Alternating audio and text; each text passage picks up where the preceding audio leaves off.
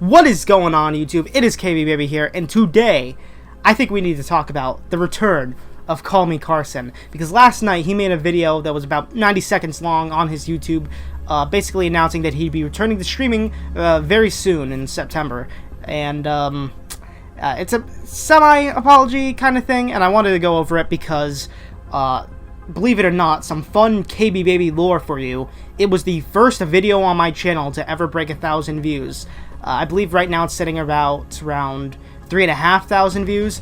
So, you know, this story means a lot to me, obviously, because it's like the first big thing on my channel, and it's an important milestone. So, without any further delay, I think we should jump right into the video. But before we do that, I know I said no delay, but you know, shilling takes priority, center stage. I am a YouTuber after all. I must shill.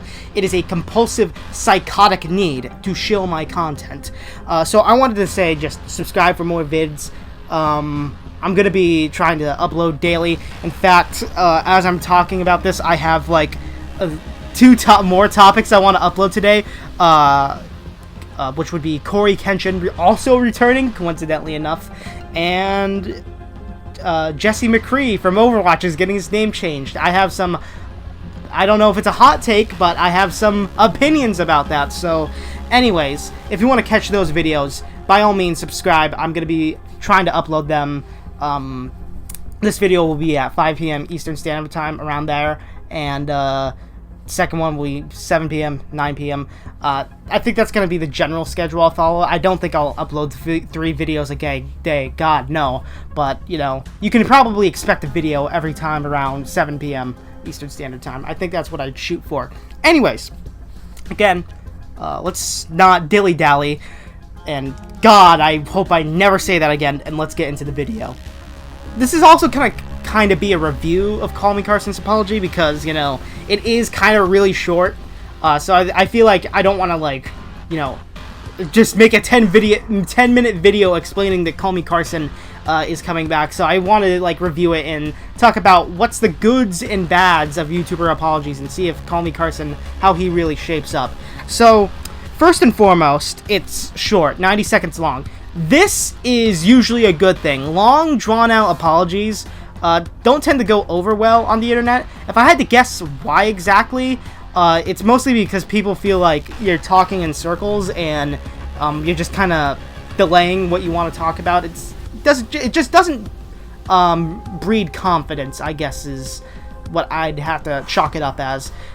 People think, usually when you're short and sweet to the point, I'd have to imagine people are like, well, this guy clearly knows what he's talking about. But if, for example, you made like a T Martin apology, yeah, that's the only thing that's coming to mind, you know, where he has his dog and he's like, I'm sorry, Boozer, I don't know how I'm gonna do this video, right? Like, that is so comedic, right? Like, God, why did he think that was a good idea? But that's kind of besides the point. I think the time frame, or how long it was a good choice by Callmecarson.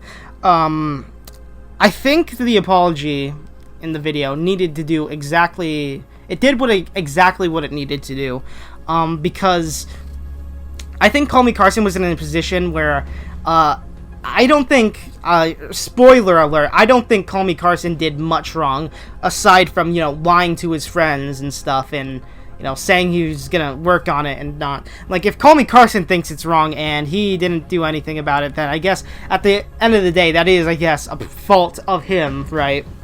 Like, I don't really think, because I just graduated high school recently, and I'll be honest with you, there is tons of relationships to go on there of different, like, ages, and, you know, the only time you even kind of see the grooming allegations, or like the weird looks, I suppose in high school you get the grooming allegations when you're a YouTuber, but in high school people only start to look at you weird if it's like 14 and 18, and even then, right, it's like it could be a whole lot worse. Obviously, that's kind of like the limit of rational belief, like not rational belief, but like rational discourse, I suppose.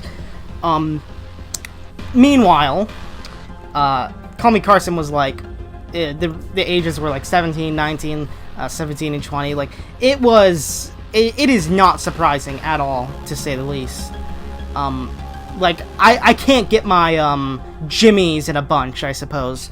So, Callmecarson doesn't really apologize in this video. I feel like is something that I should kind of preface and mention. Because I see, like, I just saw a video come up in my, sub box from Keemstar that was like, he didn't say sorry, and it's like, okay, Keem. Or, I guess, the people that out there demanding his apology. Because it's not really fair to just target Keemstar.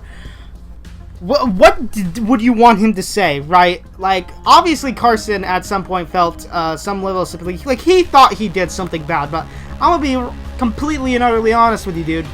Like, what is this crime that he committed? What is this horrible thing he committed? Well, you know, he was having a relationship with a 17-year-old when he was 19/20. Okay, teach me how to care. They traded nudes, yeah? And, you know, if that's true, that girl isn't technically in production of child pornography. So, if that is the case, then you should really be going after that girl, because it is a worse crime to produce it than to have it. I think everybody could agree with that. Obviously, I'm being, you know, an asshole, because what I'm saying is nobody would ever prosecute this, because it is a nightmare in courts, because, you know, social media has made this age of, like, you know, sending and receiving these images an absolute nightmare, and I don't blame courts for not wanting to take up cases like this, because what is there to say? Oh yeah, I mean, sure, obviously, if it was, the dude was like 40 or something, and by the dude I mean Carson, then yeah, the courts would probably look into it. But it's like, we come into this stupid, like, moral conundrum.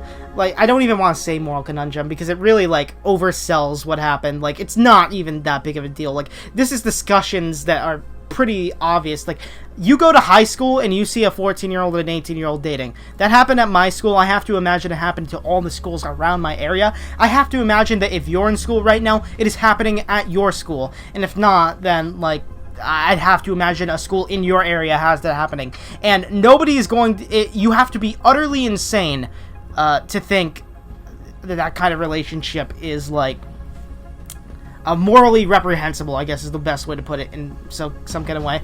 So when I say that Carson, like, said what he needed to said, it's not really apologizing, not really addressing it, and because after all, what is there really to say? He apologized to what? The Twitter mob? The Twitter mob that will hate him no matter what, that will never accept an apology? To the rational, quote-unquote, people that just want Carson to atone for his actions? Well, what actions does he need to atone for, right? It is really, honestly, a no-win situation for Carson, so I think he said it exactly what he needed to say in order to maintain his career and all that nonsense. And furthermore, I think that's really all he should be focused on. I think the moment I stopped taking this drama seriously and that Callmecarson is a bad person, you have to care, Callmecarson is a bad person, guys, was like when Slimesicle allegedly went to the FBI or something, because Callmecarson is this big threat, guys. Like, he is like the new age monster, dude. He is like a public menace and needs to be stopped, dude. It was, when I heard that, I could no longer take this seriously, honestly. So, yeah, with that being said, I feel like I should keep my word and review this apology, quote-unquote. And my review would be, as an apology, it sucks because he's not really apologizing for anything.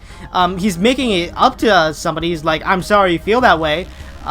Here's something I'm going to be doing in the form of the charity work. You know, he said that he's going to be donating all of his, like, money that he makes for, like, the rest of this year, or maybe it was a year from now, to, you know, various different charities, right?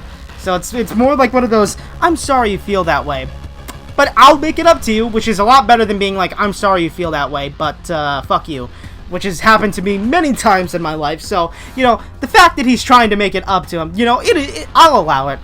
Anyways, if I had to place this on some sort of tier list, I would rate his apology, you know, in terms of apology, it's probably just as bad as T. Martin, but in terms of, like, doing what it needed to do, it's probably, like, the PewDiePie bridge apology, in terms of it did exactly what it needed to do, and to get people to support him. Because again, again, if you could not tell, let me make this abundantly clear. I do not care that Callmecarson did what he did, honestly.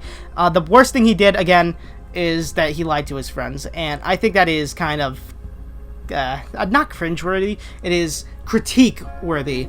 And to play it up, like, Callmecarson is this monster that needs to be, like, locked up. Like, lock him up! Like, I feel like you gotta be kidding yourself somewhat.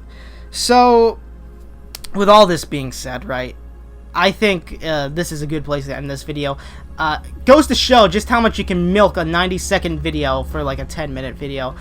I wanted to give my own takes and thoughts on this. I know it's like, I didn't want this to be just a, ooh, Callmecarson update, part 307, obviously. So, I hope that this video was entertaining enough to be its own thing. If not, then, well, sue me, I guess. And with all that being said, I've been KB Baby. God bless your soul. Stay rad. Don't be radicalized.